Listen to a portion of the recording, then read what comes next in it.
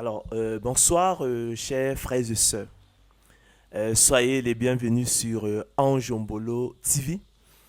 Comme toujours, c'est un réel plaisir pour moi de venir à vous, afin qu'ensemble, nous nous rendions aux pieds du Seigneur Jésus-Christ pour partager le pain de vie, la parole de Dieu, la bonne nouvelle d'élection de la grâce, la bonne nouvelle de la prédestination des élus de Dieu au salut.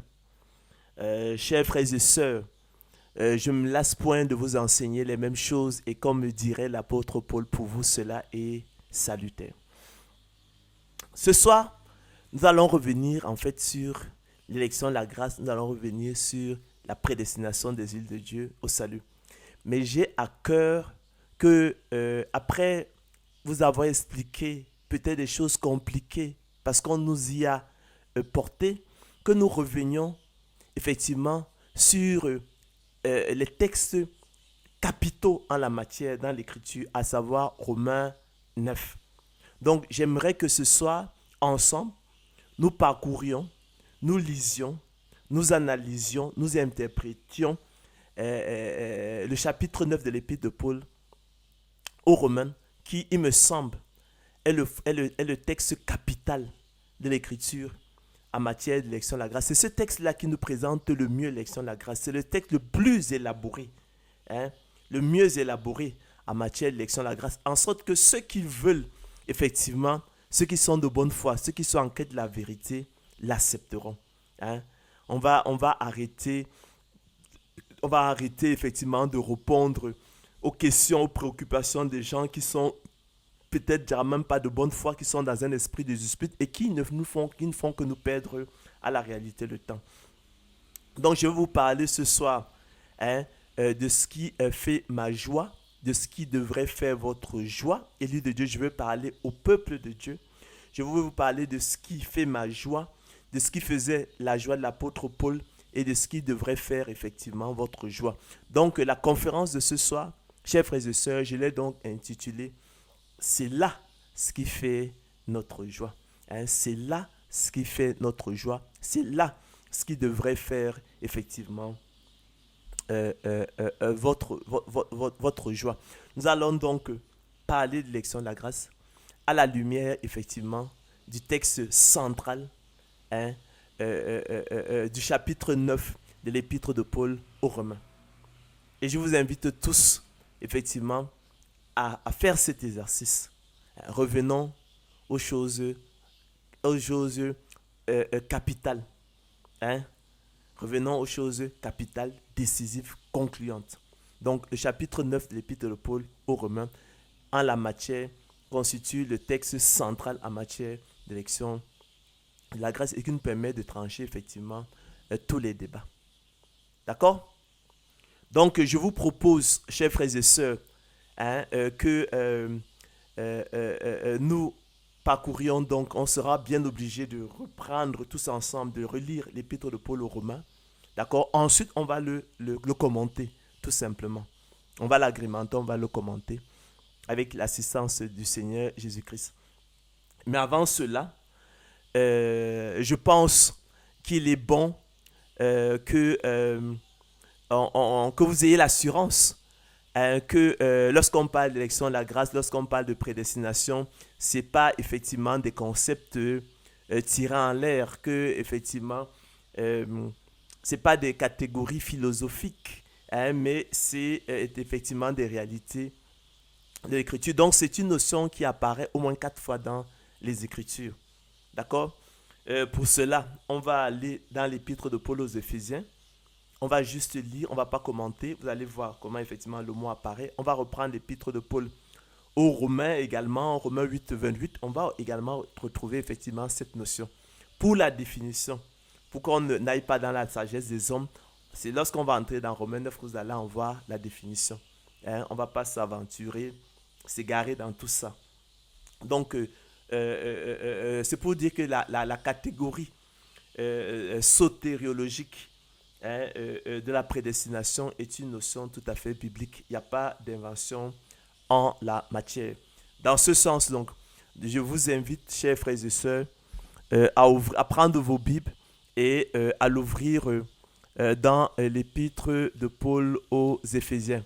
C'est Éphésiens 1, selon qu'il est écrit. On va aller au pas de course, chers frères et sœurs. Alors, Paul, apôtre de Jésus-Christ par la volonté de Dieu, aux saints qui sont à Éphèse et aux fidèles en Jésus-Christ. Que la grâce et la paix vous soient données de la part de Dieu notre Père et du Seigneur Jésus-Christ. Béni soit Dieu, le Père de notre Seigneur Jésus-Christ, qui nous a bénis de toutes sortes de bénédictions spirituelles dans les lieux célestes dans Christ.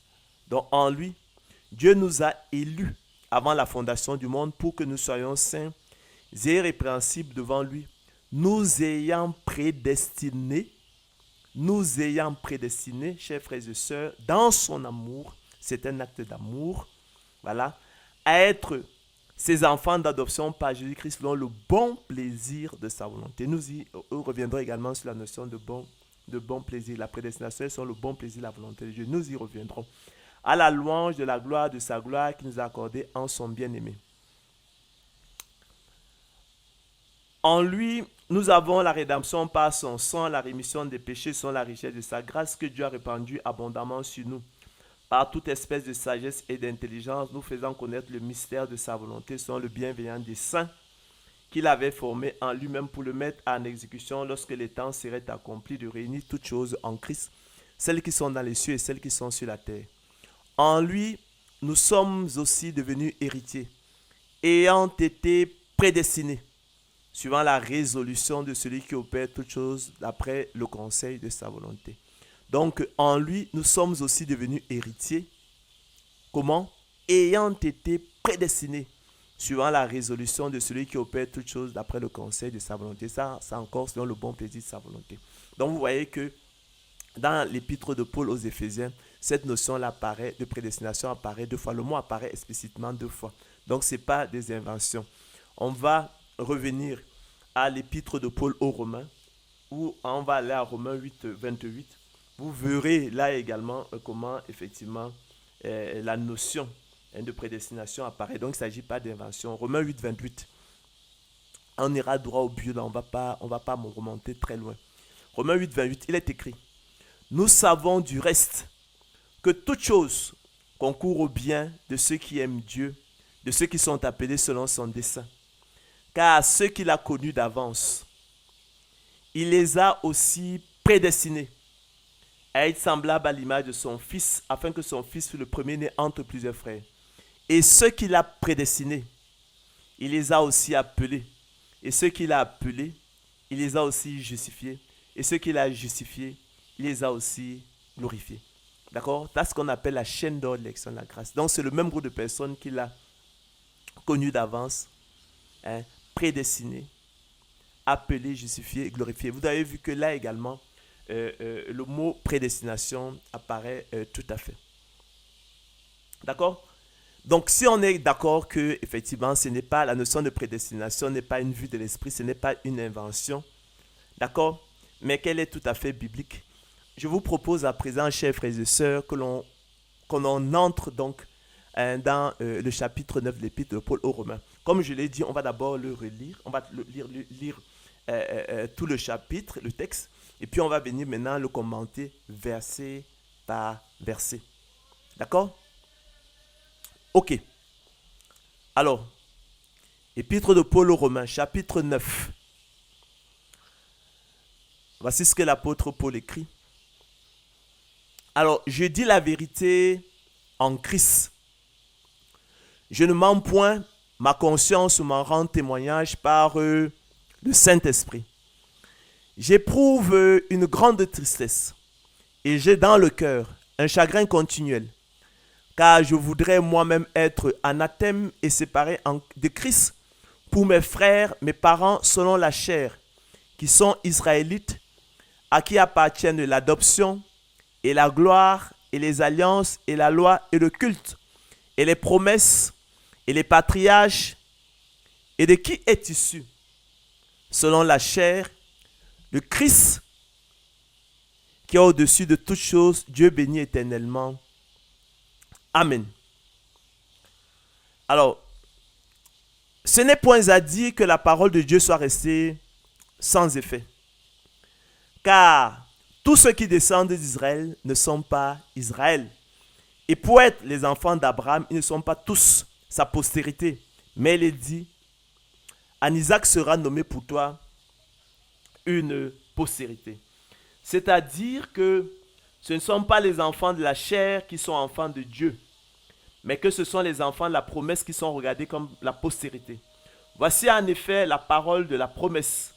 Je reviendrai à cette même époque et Sarah aura un fils. Et de plus, il en fut ainsi de Rebecca, qui conçut du seul Isaac notre père. Car, quoique les enfants ne fussent pas encore nés, et qu'ils n'eussent fait ni bien ni mal, afin que le dessein d'élection de Dieu subsistât, sans dépendre des œuvres et par la seule volonté de celui qui appelle, il fut dit à Rebecca, l'aîné sera assujetti au plus jeune selon qu'il est écrit, j'ai aimé Jacob et j'ai haï Ésaü. Que dirons-nous donc?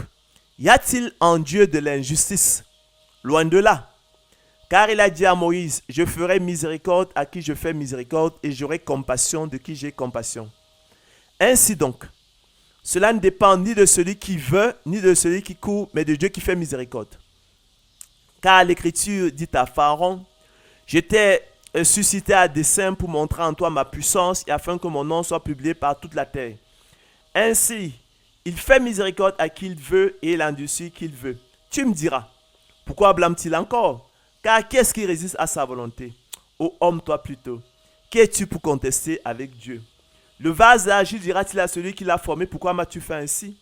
Le potier n'est-il pas maître de l'argile pour faire avec la même masse un vase d'honneur et un vase d'un usage vil? Et que dire si Dieu, voulant montrer sa colère et faire connaître sa puissance, a supporté avec une grande patience des vases de colère formés pour la perdition, et s'il a voulu faire connaître la richesse de sa gloire envers des vases de miséricorde qu'il a d'avance préparés pour la gloire. Ainsi nous a-t-il appelés, non seulement d'entre les Juifs, mais encore d'entre les païens. Selon qu'il le dit dans Osée, j'appellerai mon peuple celui qui n'était pas mon peuple, et bien-aimé celle qui n'était pas la bien-aimée. Et là où on disait, vous n'êtes pas mon peuple, ils seront appelés fils du Dieu vivant. Ésaïe de son côté s'écrit au sujet d'Israël, quand le nombre des fils d'Israël serait comme le sable de la mer, un reste seulement sera sauvé. Car le Seigneur exécutera pleinement et promptement sur la terre ce qu'il a résolu. Et comme Ésaïe l'avait dit auparavant, si le Seigneur des armées ne nous eût laissé une postérité, nous serions devenus comme Sodome. Nous aurions été semblables à Gomorrhe. Que dirons-nous donc? Les païens qui ne cherchaient pas la justice ont obtenu la justice qui vient de la loi, de la foi. Tandis qu'Israël, qui cherchait une loi de justice, n'est pas parvenu à cette loi. Pourquoi? Parce qu'Israël l'a cherché, non pas à la foi, mais comme provenant des œuvres. Ils se sont heurtés contre la pierre d'achoppement, selon qu'il est écrit, voici je mets en Sion une pierre d'achoppement et un rocher de scandale. Et celui qui croit en lui ne sera point confus. Chapitre 10. Frères, le vœu de mon cœur et ma prière à Dieu pour eux, c'est qu'ils soient sauvés. Je leur rends le témoignage qu'ils ont du zèle pour Dieu, mais sans intelligence. Ne connaissant pas la justice de Dieu et cherchant à établir leur propre justice, ils ne sont pas soumis à la justice de Dieu. Car Christ est la fin de la loi pour la justification de tous ceux qui croient. Permettez-moi également parce que lorsqu'on parle généralement de prédestination, on parle aussi d'élection de la grâce. Hein. On utilise parfois l'expression élection de la grâce, parfois on utilise l'expression prédestination. Alors l'expression élection de la grâce, elle apparaît dans Romains 11,5, hein, selon qu'il est écrit. Alors on dit, de même aussi, dans le temps présent, il y a un reste selon l'élection de la grâce. Or, si c'est par grâce, ce n'est plus par les œuvres. Autrement, la grâce n'est plus une grâce. Et si c'est par les œuvres, ce n'est plus une grâce. Autrement, l'œuvre n'est plus une œuvre. D'accord? Voilà, donc lorsque vous m'entendrez parler parfois aussi de l'élection de la grâce, voilà les fondements. Romains 11, 5. Donc nous allons donc revenir à Romains 9, hein, selon qu'il est écrit. Alors, je dis la vérité en Christ, écrit l'apôtre Paul. Je ne mens point. Ma conscience m'en rend témoignage par le Saint-Esprit. J'éprouve une grande tristesse, dit-il, et j'ai dans le cœur un chagrin continuel, car je voudrais moi-même être anathème et séparé de Christ pour mes frères, mes parents selon la chair, qui sont israélites, à qui appartiennent l'adoption, et la gloire, et les alliances, et la loi, et le culte, et les promesses, et les patriarches, et de qui est issu selon la chair le Christ, qui est au-dessus de toutes choses, Dieu béni éternellement. Amen. Avant de poursuivre, permettez-moi de vous rappeler que j'ai eu à cœur effectivement de faire cette conférence centrée effectivement sur Romains 9. Parce que je me suis quand même dit que en fait on nous éloignait de l'essentiel. Il fallait parler de l'élection de la grâce, mais il fallait arrêter de répondre aux préoccupations des gens. Alors ce texte a un lien particulier avec moi. L'élection de la grâce, la vérité de l'élection de la grâce, la vérité de la prédestination, comme disait l'apôtre Paul, chers frères et sœurs, croyez-moi, ne m'a pas été appris par un homme. Je l'ai appris par une révélation personnelle du Seigneur Jésus-Christ étant couché sur mon lit d'étudiant à Saint-Pétersbourg. Je suis tombé sur ce texte. Il m'a totalement dérouté. J'ai fermé. J'ai dit que j'y reviendrai, que j'allais méditer. Tout. C'est pourquoi je dis que c'est le texte le plus élaboré sur la prédestination. Si quelqu'un ne comprend pas ce texte, il ne comprendra jamais ce que c'est que la prédestination. Mieux que des conférences, mieux que toutes les explications, c'est le texte sur lequel il faut revenir pour trancher le débat. Hein? Et pour se mettre effectivement à l'abri de la séduction des hommes, de la tromperie des hommes, de la méchanceté des hommes. Alors que la bonne nouvelle est là. C'est une consolation éternelle, une bonne espérance et un puissant encouragement pour vous, élus de Dieu. Et c'est à vous que je m'adresse ce soir, personne d'autre. C'est à vous que je m'adresse. Alors, on va donc poursuivre en disant ceci. On va rentrer de plein pied dans le sujet, dans le vif du sujet. Soyons donc attentifs, selon qu'il est écrit. Alors, l'apôtre Paul poursuit donc en ces thèmes. Ce n'est point à dire que la parole de Dieu soit restée sans effet. Car tous ceux qui descendent d'Israël ne sont pas Israël. Et pour être les enfants d'Abraham, ils ne sont pas tous sa postérité. Mais il est dit, en Isaac sera nommé pour toi une postérité. C'est-à-dire que ce ne sont pas les enfants de la chair qui sont enfants de Dieu, mais que ce sont les enfants de la promesse qui sont regardés comme la postérité. Voici en effet la parole de la promesse. Je reviendrai à cette même époque et Sarah aura un fils.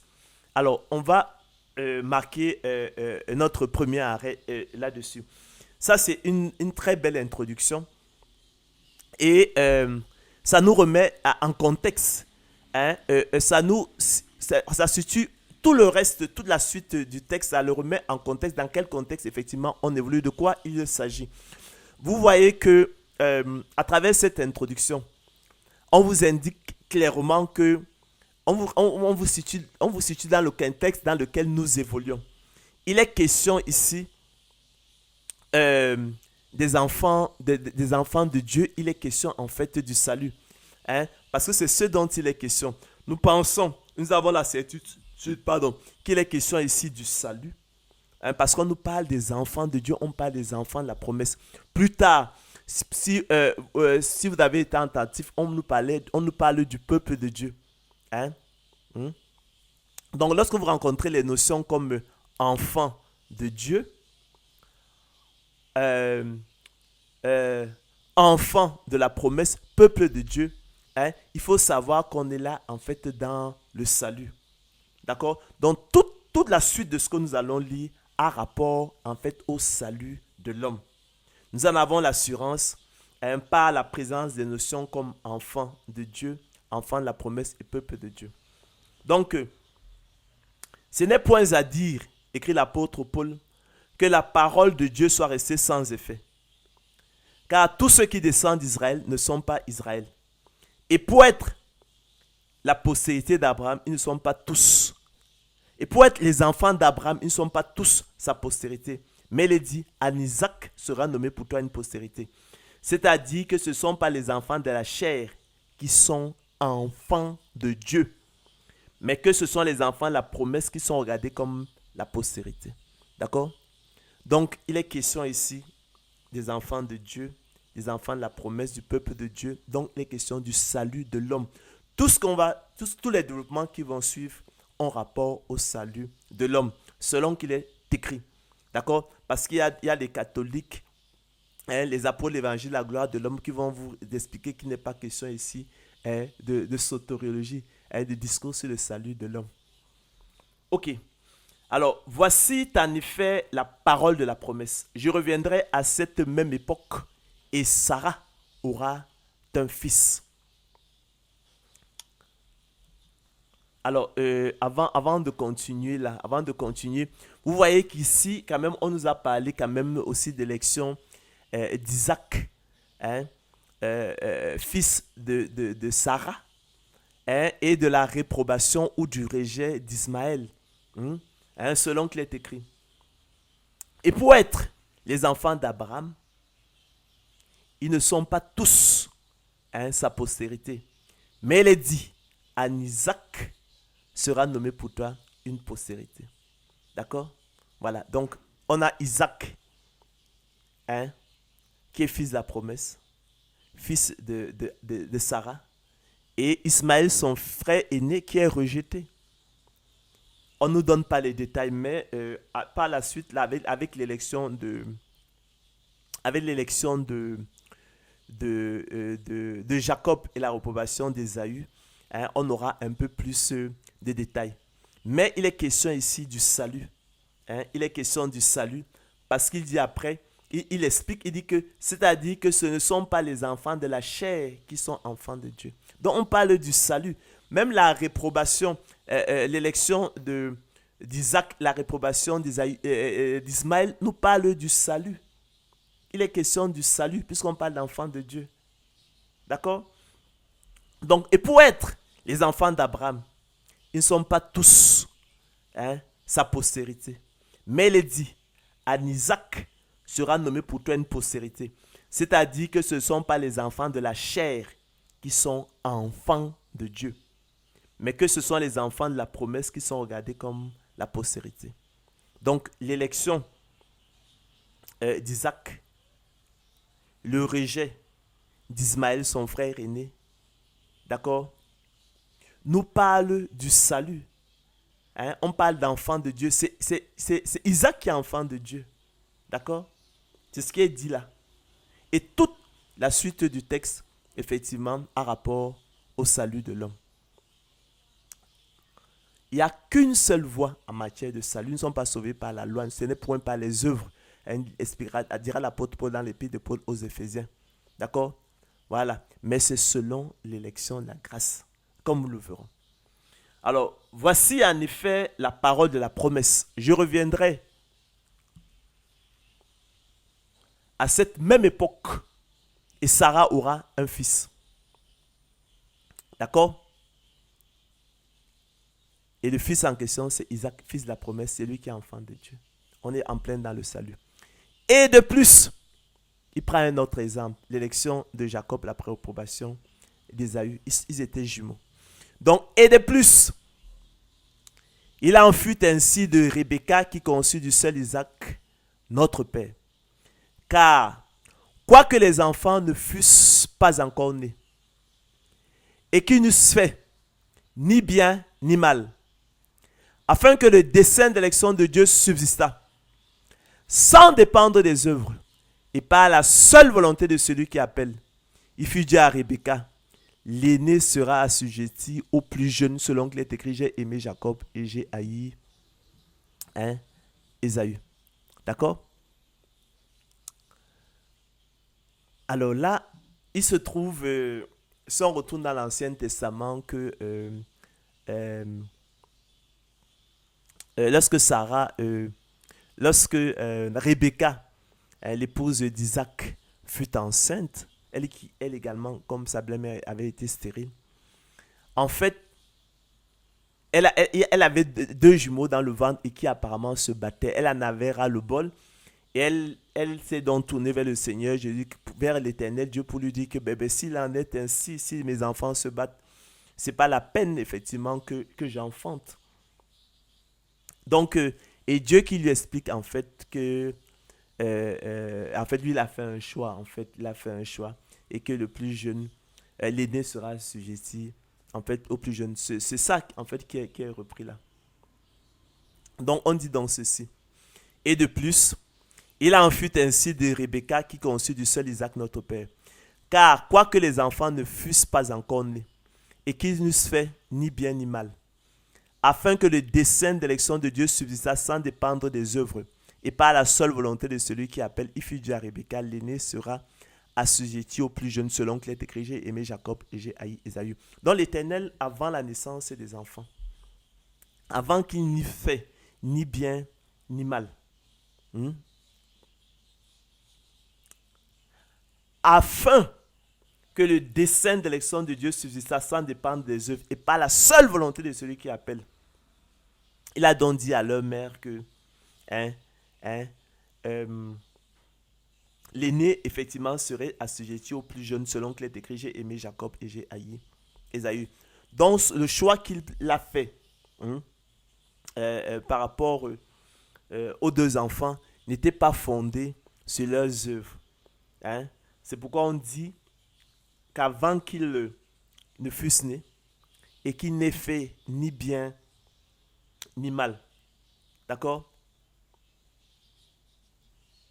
il a révélé à la mère, effectivement, le choix qu'il avait fait. Un choix qui n'est donc pas fondé sur les œuvres. Hein. Un choix qui n'est pas non plus fondé sur la présence divine, c'est-à-dire la faculté qu'a Dieu, effectivement, de prévoir les événements à venir. Hein.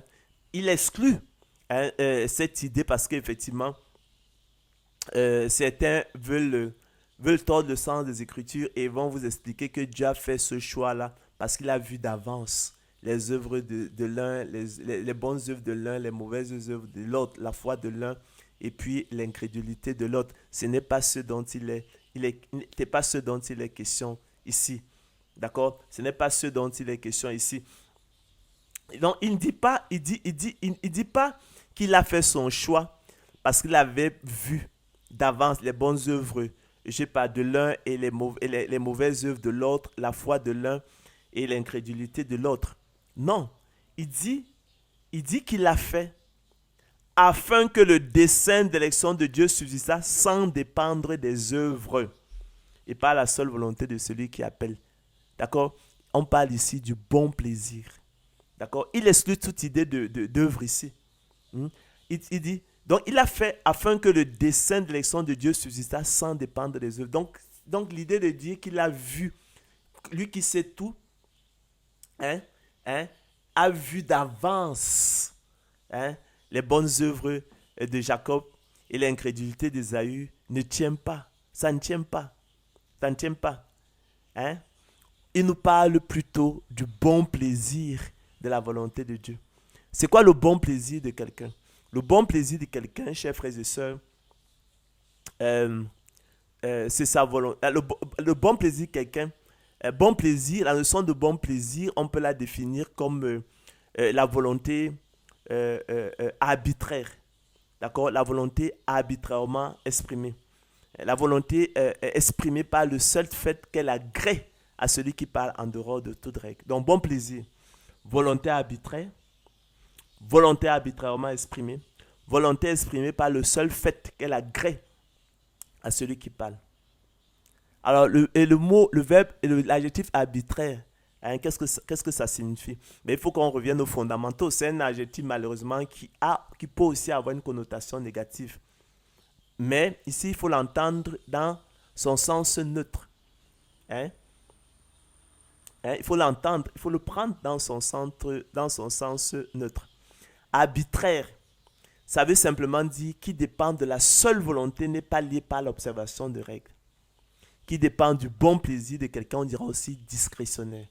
Et je préfère mieux que vous reteniez le mot discrétionnaire, qui lui est parfaitement neutre. Discrétionnaire signifie qui confère à quelqu'un la libre décision. Et c'est tout à fait ça. Discrétionnaire qui confère à quelqu'un la libre, la libre décision. En fait, ce que vous devez savoir, c'est que en raison de la chute, du péché originel, hein, l'homme est, est spirituellement mort. Donc nous naissons, hein, notre esprit est mort-né. D'accord? Voilà. Donc nous sommes spirituellement morts. Voilà, donc notre esprit est mort-né. Hein. Nous sommes spirituellement morts. Ça, c'est en raison effectivement de la chute. Donc nous sommes spirituellement morts. Nous ne comprenons, nous sommes étrangers à la vie de Dieu. Donc en fait, personne ne peut observer la loi. La loi, finalement, on le comprend, ne nous a pas été donnée pour nous sauver. Ce n'est pas une bonne nouvelle, finalement. C'est la parole de Dieu, mais ce n'est pas une bonne nouvelle. Elle nous condamne tous. Selon qu'il est écrit, nous savons que tout ce que dit la loi, elle le dit afin que toute bouche soit fermée et que tout le monde soit reconnu coupable devant Dieu. D'accord? Donc, personne ne peut observer la loi. Je vous rappelle que dans Romains 4, je ne sais plus, dans Romains la Romains 10, 10, 5, hein, il est écrit que Moïse définit ainsi la justice qui vient de la loi. L'homme qui mettra ces choses en pratique vivra par elle. Et dans Galates 3, 12, je pense qu'il est écrit que la loi ne procède pas de la foi, mais elle dit celui qui mettra ces choses en pratique vivra par elle. Donc, personne, nous sommes tous des pécheurs, hein, et personne, en fait, ne peut observer la loi. D'accord? Il ne reste que logiquement que l'élection de la grâce. Si personne ne peut observer la loi, il ne reste plus que l'élection de la grâce. D'accord? C'est pour ça que discrétionnaire signifie qu'il confère à quelqu'un la libre décision. Si nous devrons être jugés par la loi, en fait, nous irons tous en enfer. La loi nous condamne tous. D'accord? Maintenant, il se trouve simplement que Dieu use de sa miséricorde pour en sauver certains.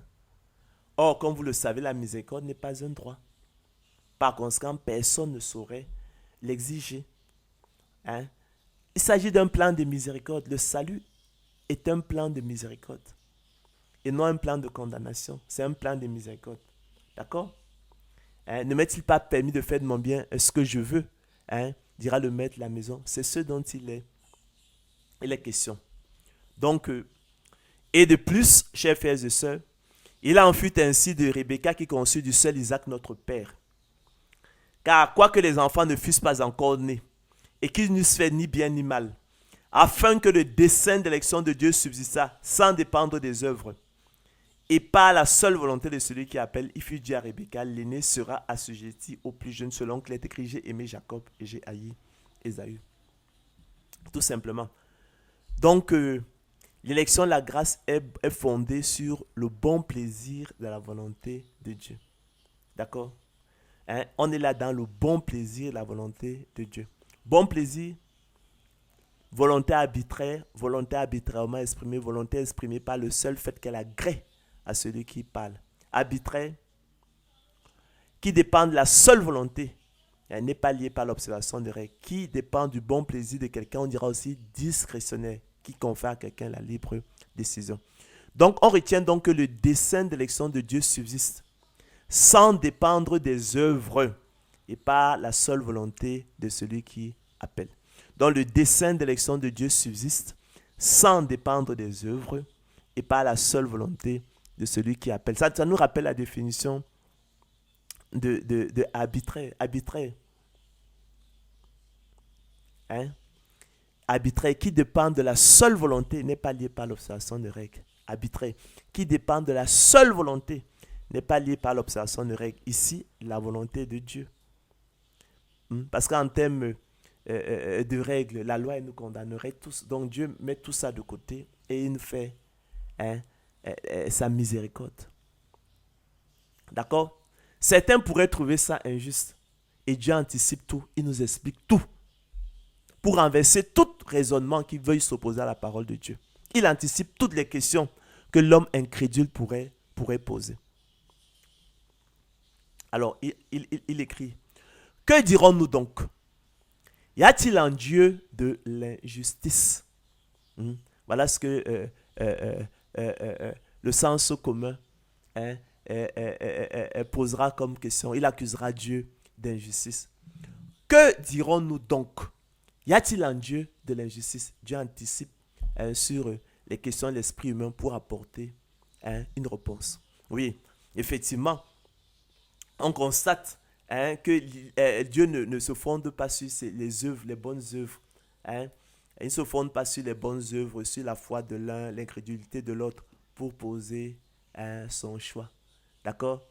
Alors là, ça c'est le bon sens, le sens commun est complètement dérouté. Il va crier à l'injustice. Voilà. Et donc c'est pourquoi Dieu anticipe, il pose donc la question. Que dirons-nous donc? Y a-t-il en Dieu de l'injustice? L'apôtre dit loin de là. Que dirons-nous donc? Y a-t-il en Dieu de l'injustice?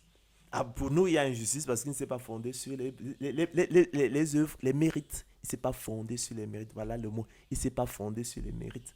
Alors pour nous, on crie à l'injustice. D'accord? Ah oui. Que dirons-nous donc? Y a-t-il en Dieu de l'injustice? Loin de là, écrit l'apôtre Paul. Car il a dit à Moïse, je ferai miséricorde à qui je fais miséricorde et j'aurai compassion de qui j'ai compassion. D'accord? Que dirons-nous donc? Y a-t-il en Dieu de l'injustice? Loin de là. Car il a dit à Moïse, je ferai miséricorde à qui je fais miséricorde et j'aurai compassion de qui j'ai compassion. Donc, que dirons-nous donc? Y a-t-il en Dieu de l'injustice? Lui qui ne se fonde pas sur les mérites des gens pour faire ses choix. Lui qui ne regarde pas aux bonnes œuvres des gens. Lui qui ne regarde pas à la foi de l'homme. Que dirons-nous donc? Y a-t-il en Dieu de l'injustice? Loin de là, écrit l'apôtre Paul. Pourquoi?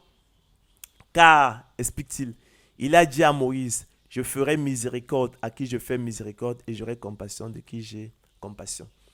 En fait, dans Exode 33, 19, qui nous rapporte cet événement, je pense que l'Éternel dit à Moïse, je fais grâce à qui je fais grâce et miséricorde à qui je fais miséricorde. D'accord? Donc, il dit, y a-t-il en Dieu de l'injustice? Loin de là. Car il a dit à Moïse, je ferai miséricorde à qui je fais miséricorde et j'aurai compassion de qui j'ai compassion. Alors, est-ce que vous avez compris ce passage-là? Il nous dit simplement que, contrairement à la première alliance, qui est fondée sur la loi, d'accord? Et selon qu'il est écrit, Moïse définit ainsi la justice qui vient de la loi. L'homme qui mettra ces choses en pratique vivra par elle. La nouvelle alliance, l'élection de la grâce, la prédestination des élus de Dieu au salut est un acte d'amour. Nous l'avons vu dans l'épître de Paul aux Éphésiens. C'est un acte d'amour. D'accord? C'est un plan de miséricorde. D'accord? Parce qu'il dit, je ferai miséricorde à qui je fais miséricorde et j'aurai compassion de qui j'ai compassion. Donc c'est un plan de miséricorde. Or, comme vous le savez, la miséricorde n'est pas un droit. Et personne et nul, en conséquence, ne saurait l'exiger. Il s'agit d'un plan de miséricorde. Or, la miséricorde n'est pas un droit. D'accord? Par conséquent, nul ne saurait l'exiger. Donc, lorsqu'on parle de la nouvelle alliance, lorsqu'on parle d'élection de la grâce, lorsqu'on parle de prédestination, d'accord? On n'est ni dans le domaine du droit, ni dans le domaine de la justice, ni dans celui de l'injustice, mais on est dans le domaine du bon plaisir. D'accord? Il y aurait injustice si l'Éternel s'il s'agissait d'un plan de condamnation, si l'Éternel avait dit, je condamnerai qui je condamnerai. Parce que là, il y aurait risque de condamner même l'innocent. Vous savez que fondamentalement, l'injustice consiste à condamner l'innocent ou à lui faire tort. Mais ici, il ne s'agit pas d'un plan de condamnation, mais il s'agit d'un plan de miséricorde. D'accord? C'est pourquoi il n'y a pas d'injustice. D'accord? L'Éternel ne condamne point l'innocent. Il n'a jamais dit qu'il condamnerait, Il n'a jamais dit qu'il condamnera. Qui il condamnera? D'accord? Là, il y aurait risque d'injustice parce qu'on pourrait condamner même l'innocent. D'accord? L'injustice, comme vous le savez, fondamentalement consiste à condamner l'innocent ou à lui faire tort. D'accord? Mais ici, il s'agit d'un plan de miséricorde. La miséricorde n'est pas un droit. En conséquence, nul ne saurait l'exiger. D'accord? Donc, on n'est ni dans le domaine du droit, ni dans le domaine de la justice, ni dans le domaine de l'injustice, mais on est dans le domaine du bon plaisir. Alors, c'est ici que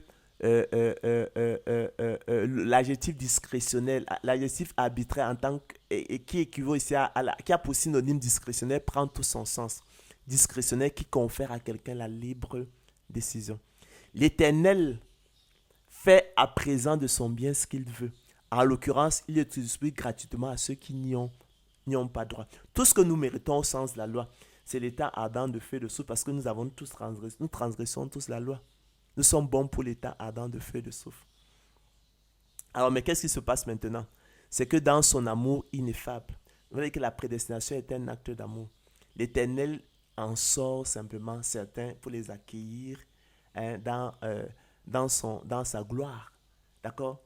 Voilà. Donc, c'est un acte de miséricorde, un acte d'amour. Il n'y a donc pas injustice. Donc, c'est le même principe qui est à l'œuvre dans les pourboires, dans les cafés. D'accord? C'est le même principe qui est à l'œuvre. D'accord? Je ne suis pas obligé de donner des pourboires. Je peux en donner à l'un, ne pas donner à l'autre. Qu'on ne saurait parler de justice, d'injustice. Ça n'a rien à voir. C'est le bon plaisir. Ne m'est-il pas permis de faire de mon bien ce que je veux? Ou vois-tu d'un mauvais œil que je sois bon?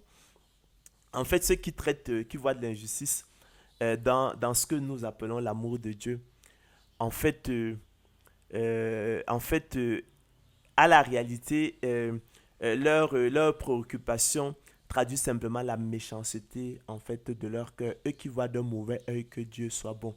Ils auraient en fait voulu que Dieu nous jetât également tous dans l'état ardent de feu de feu. Comme l'élection de la grâce ne leur est pas bénéfique, alors ils trouvent de l'injustice. Oh, c'est pas vrai, c'est un peu comme si dans un restaurant, après que moi j'ai payé ma note et que je donne un pourboire à l'un des garçons, je n'en donne pas à l'autre, il crie à l'injustice. De quelle injustice parle-t-on? Ce n'est pas ce dont il est question. Donc, il n'y a pas d'injustice, simplement, chers frères et sœurs, parce que le plan de miséricorde divine, d'accord, n'est pas un plan de condamnation, mais plutôt un plan de miséricorde. C'est un plan de miséricorde divine, ce n'est pas un plan de condamnation. La miséricorde n'est pas un droit, en conséquence, nul ne saurait l'exiger. D'accord? Plutôt que de parler d'injustice, il faut plutôt souligner, la méchanceté du cœur humain, qui voit d'un mauvais et que Dieu soit bon. Et puis, il faut souligner plutôt l'infinie richesse de la grâce de Dieu. D'accord? Je pense que ce point-là, passons dessus. Donc, première chose, ce n'est point par les œuvres. D'accord? Voilà. Donc, selon qu'il est écrit, car quoique les enfants ne fussent pas encore nés et qu'ils n'eussent fait ni bien ni mal, afin que le dessein d'élection de Dieu subsista sans dépendre des œuvres et par la seule volonté de celui qui appelle, il fut dit à Rebecca, l'aîné sera assujetti au plus jeune selon qu'il est écrit, j'ai aimé Jacob, j'ai haï Ésaü. Donc Dieu ne regarde pas à nos mérites, il ne regarde pas à nos œuvres, il ne regarde pas à notre foi, mais il regarde au bon plaisir de sa volonté. D'accord? C'est ce qui est dit là. Donc, il écarte toute idée de mérite, toute idée d'œuvre. D'accord? On dit le dessein d'élection de Dieu subsiste sans dépendre des œuvres et pas la seule volonté de celui qui appelle. Ça nous rappelle le sens du verbe arbitraire. Arbitraire qui dépend de la seule volonté n'est pas lié par l'observation de règles. Donc bon plaisir, volonté arbitrairement exprimée, volonté exprimée par le seul fait qu'elle agrée à celui qui parle en dehors de toute règle. Arbitraire qui dépend de la seule volonté n'est pas lié par l'observation de règles, qui dépend du bon plaisir de quelqu'un. On dira aussi discrétionnaire. Discrétionnaire qui confère à quelqu'un la libre décision. D'accord? Donc vous avez vu la prédestination à l'œuvre. D'accord? Le choix que Dieu fait avant même la naissance des enfants, avant qu'il n'ait fait ni bien ni mal. Pourquoi? Afin que le dessein de l'élection de Dieu subsiste sans dépendre des œuvres, sans dépendre des mérites. Il ne regarde pas à ça, mais pas la seule volonté de celui qui appelle. De toute façon, il ne faut même pas regarder à ça parce que nul n'est juste pas un seul. Toute notre justice est à ses yeux comme un vêtement pourri. Il ne peut pas un vêtement souillé, il ne peut pas regarder à des choses qui n'existent pas. D'accord? Il ne peut pas regarder à des choses qui n'existent pas. Il faut sentir votre misère. Vous êtes spirituellement mort, étranger à la vie de Dieu. Vous n'êtes que de pauvres pécheurs. Même l'homme régénéré reste pécheur. D'accord? Et le péché ne disparaîtra que à la résurrection, lorsque son corps mortel, lorsque le corps corruptible revêtira l'incorruptibilité, lorsque son corps mortel revêtira l'immortalité. Donc sachez-le, mettez bien, enfoncez bien ça dans votre tête. Sans l'élection de la grâce, personne ne serait sauvé. D'accord? Parce que je pense que je ne sais pas si c'est dans le livre de Job, il est écrit que comment l'homme serait-il juste lui qui boit l'iniquité comme l'eau? Tu bois l'iniquité comme l'eau. Et tu crois que tu peux être juste, que tes œuvres peuvent te sauver. Ce n'est que de la boue, il dira l'apôtre Paul. On continue donc. Que dirons-nous donc? Y a-t-il en Dieu de l'injustice? Loin de là. Car il a dit à Moïse, nous l'avons vu, je ferai miséricorde à qui je fais miséricorde et j'aurai compassion de qui j'ai compassion.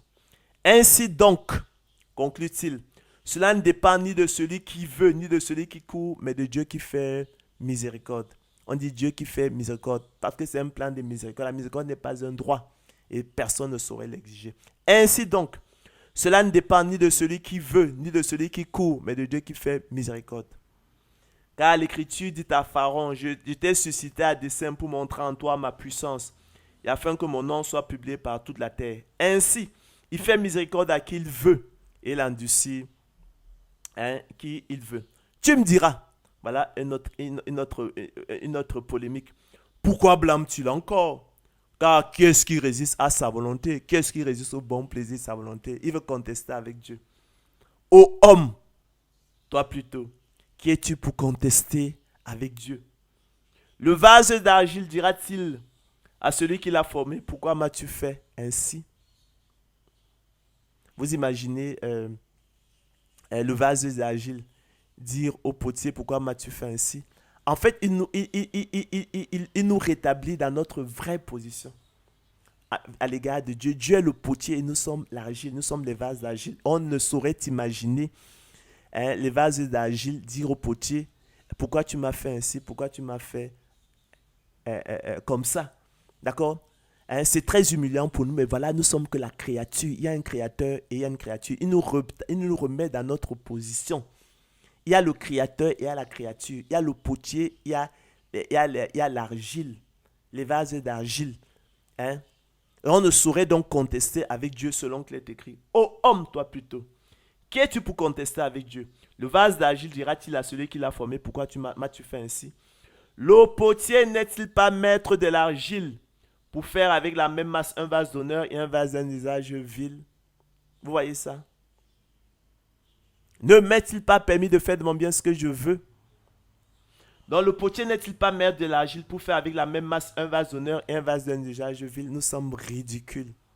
Vous n'êtes que la créature. Dieu est le créateur. Il est le potier. Nous sommes l'argile, les vases d'argile. Et que dit, poursuit-il si Dieu, voulant montrer sa colère et faire connaître sa puissance, a supporté avec une grande patience des vases de colère formés pour la perdition. Et s'il a voulu faire connaître la richesse de sa gloire envers des vases de miséricorde qu'il a d'avance préparés pour la gloire. Donc, il nous explique qu'il y a deux types d'hommes. D'accord? Il y a les vases de colère et les vases de miséricorde qu'il a d'avance. Il y a des vases de colère formés pour la perdition et les vases de miséricorde qu'il a d'avance préparés pour la gloire. Il y a les élus et puis il y a les réprouvés. D'accord? Il y a les Jacob et puis il y a les Ésaü. C'est ce qu'il explique là.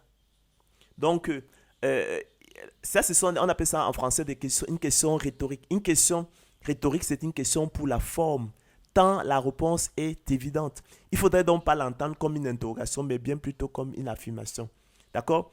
Elle est destinée simplement à capter l'attention de l'auditeur, de l'éditoire. Le Seigneur Christ en a abondamment usé, les Écritures en sont remplies. D'accord? Donc c'est ce qu'il faut comprendre ici. Tu me diras, pourquoi blâme-t-il encore? Car qui est-ce qui résiste à sa volonté? Ô homme, toi plutôt. Qui es-tu pour contester avec Dieu? Le vase d'argile dira-t-il à celui qui l'a formé, pourquoi m'as-tu fait ainsi?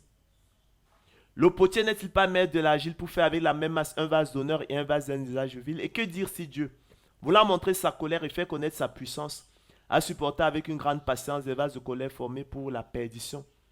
Et s'il a voulu faire connaître la richesse de sa gloire envers des vases de miséricorde qu'il a d'avance préparés pour la gloire.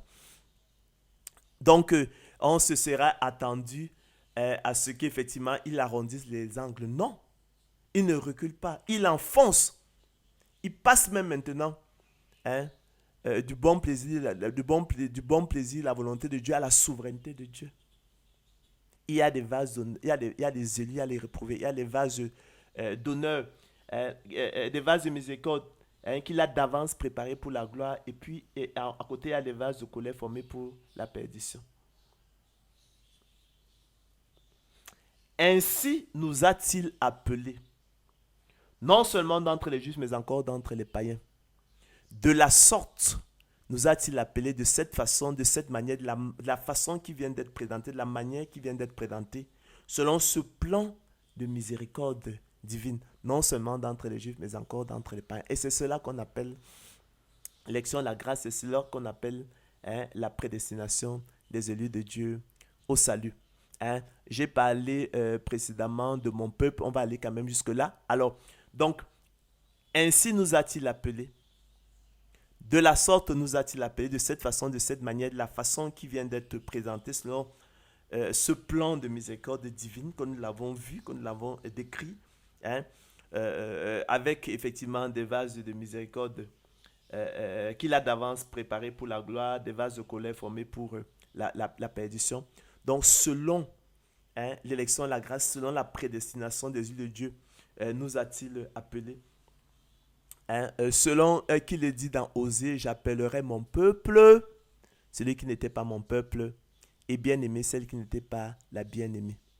D'accord? Vous voyez qu'on parle, là je parlais qu'on est en plein dans la sotériologie, dans le salut, la doctrine biblique, parce qu'on parle du peuple de Dieu. D'accord? Les enfants de Dieu. Et là où on leur disait, vous n'êtes pas mon peuple, ils sont appelés fils du Dieu, fils du Dieu vivant. Donc il y a les notions, il y a enfant de Dieu, il y a enfant de la promesse, on a le peuple de Dieu, on a les fils de Dieu. Ça nous confirme quand on est dans la doctrine biblique du salut. D'accord? Et il y a une seule voie en matière de salut, c'est l'élection de la grâce. D'accord? Et qui ne regarde pas en fait aux œuvres. Nous n'en sommes même pas capables, nous ne sommes même pas capables d'en produire dans notre mort spirituelle. Chers frères et sœurs, nous avons lu l'essentiel effectivement de l'épître de Paul aux Romains. Il ne reste peu plus de temps. De la lecture de ce texte, nous avons compris déjà que la notion de prédestination est tout à fait biblique. On a vu qu'elle apparaissait 4 fois dans les Écritures.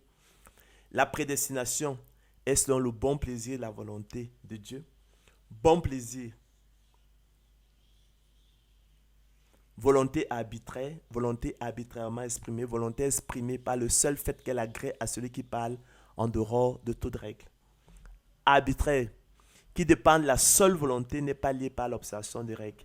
Qui dépend du bon plaisir de quelqu'un, on dira aussi discrétionnaire. Discrétionnaire qui confère à quelqu'un la libre décision.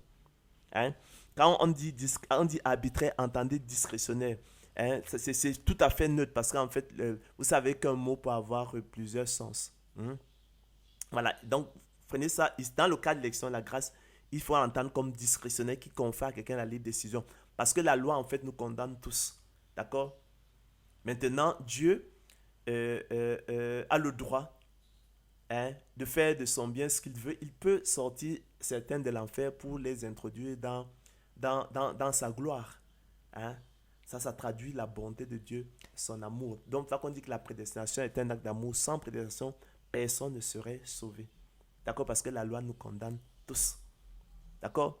C'est un peu ce dont il est question. Nous avons vu à travers l'élection d'Isaac, la réprobation d'Ismaël, son frère aîné. Nous avons vu à travers l'élection de Jacob, la réprobation d'Ésaü, son frère aîné. Les voies de Dieu en matière de salut. Nous avons vu ce que c'est que l'élection, la grâce, la prédestination des yeux de Dieu au salut.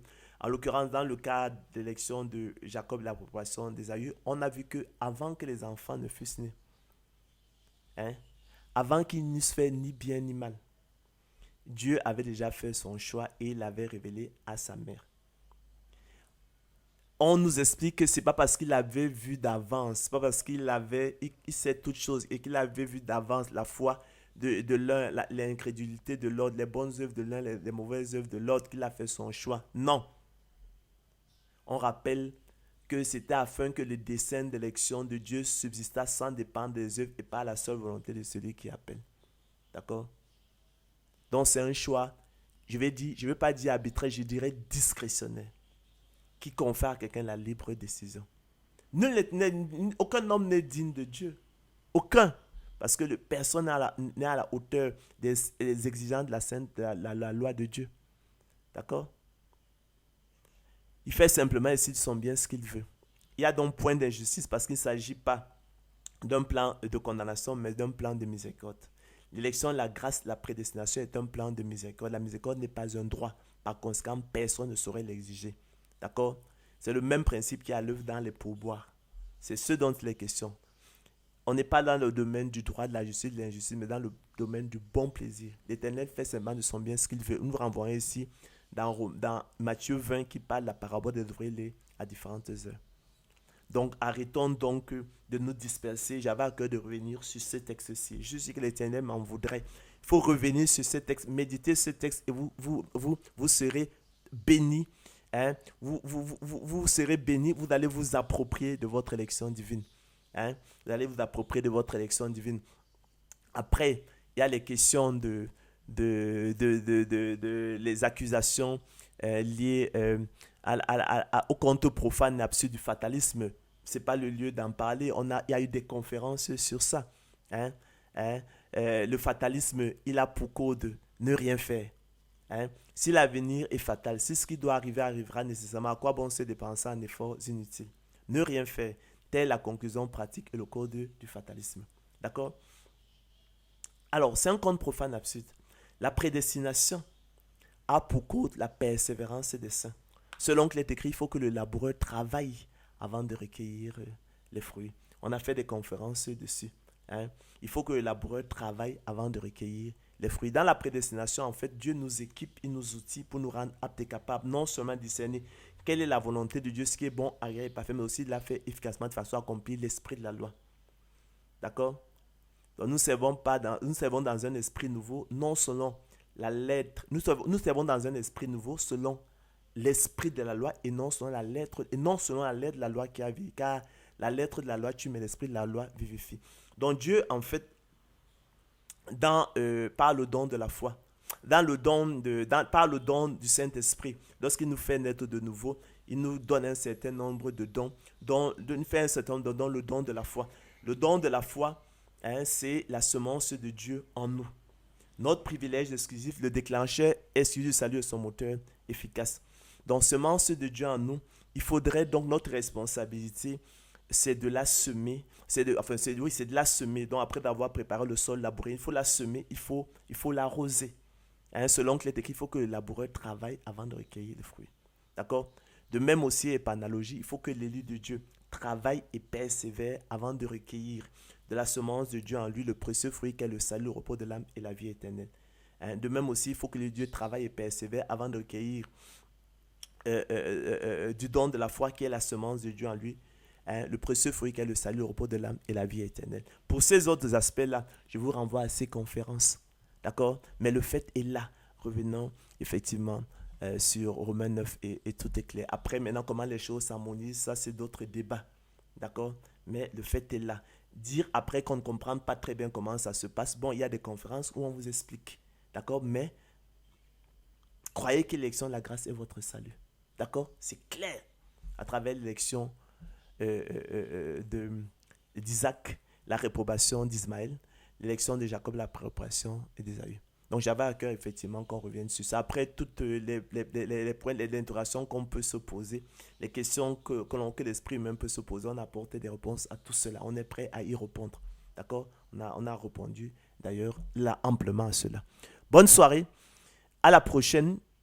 Que l'honneur, l'acclamation, la gloire reviennent au Seigneur de gloire Jésus-Christ seul. Soyez bénis.